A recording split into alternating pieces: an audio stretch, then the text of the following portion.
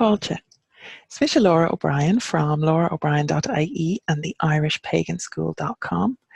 And I'm going to read this evening, I'm going to read you a story from my book, Tales of Old Ireland Retold, Ancient Irish Stories Retold for Today. And these stories are part of I write one every month as part of my Patreon site visits. And they are inspired by my relationship with Irish folklore and mythology, and often by the sites that I visit every month for my site rewards, my site visit rewards for my patrons.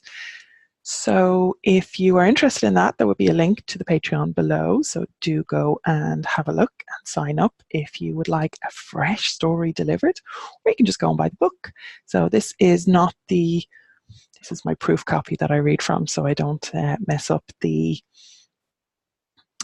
ones that we have for sale here, but you can buy it on Amazon, and it is worth picking up if you do like Irish stories. So this evening we're going to read The Sidhe at Keshcorann, and this is one of my favourite sites. It is a big cave complex, and there is a lot of otherworld activity in and around it. So it was definitely, it has definitely been a big inspiration and a big gateway really to otherworld activities in my kind of toing and froing over the years. So I'm going to share this story with you about Fionn at Keshcorann.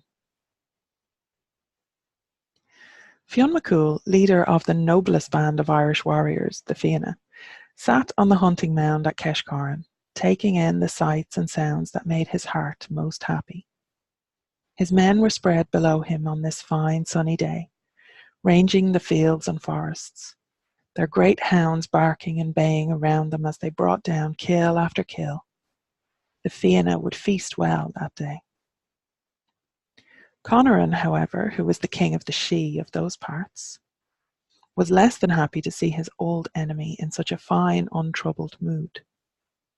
And with the rest of the Fianna busy hunting, he decided the time had come to do something about Fionn for once and for all.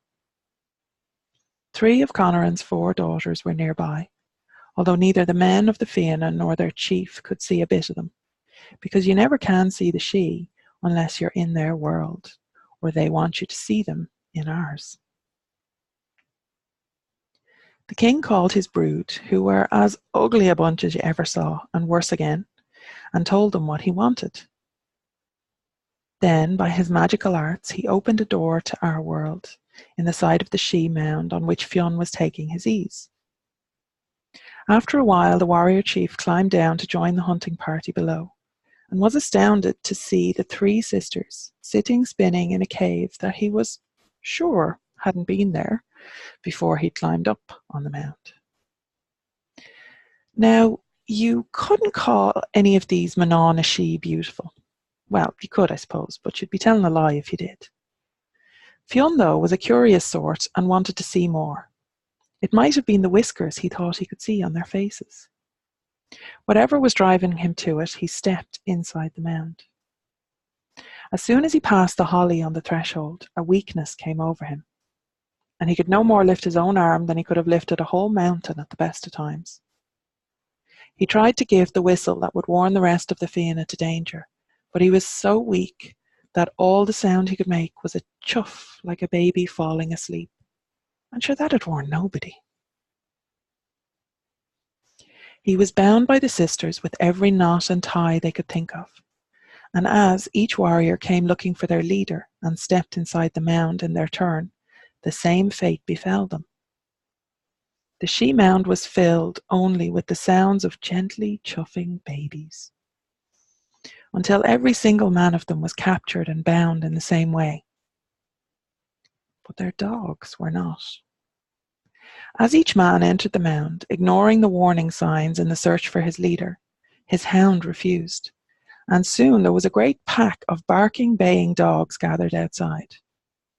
Finally, one of the warriors, the last of them left outside, had the sense to be cautious enough not to follow blind into danger. The hideous sisters watched Morna stand his ground outside, and decided that 3 against 1 was a fair enough fight for them to take on. They were wrong, of course. Though it was hard fought, Gull managed to chop 2 of the 3 into halves and bits, and so there were warts and twisted fingers on one side of him, gnarled toes and crooked noses on the other. Panting with the effort of it all, he extracted, in exchange for her life, the firm promise of freedom from enchantment for the Fianna from the last sister, who was so terrified by then that her whiskers were all a-tremble, on both the inside and the outside of those livery lips. She kept her honour, and released each of the warriors to sit out in the sunshine and shiver until their strength returned. The doings of that day did nothing to ease the enmity between Fionn and the Sidhe king Keshcorann, nor his remaining daughters of the Sidhe, nor even the animosity between Fionn and Gull mac Morna. But sure, they are all stories for another day. Now, if you would like more stories just like that, then please do sign up on the Patreon and you will get a fresh one every single month. And you can also go and buy the book, and the link to that is in the description below. Please like and subscribe and do all that good stuff, and share it if you like it. Share the old story in a little Irish group that you're in maybe, or send it to a friend, or, introduce the work around, because why not? Sharing is caring, right?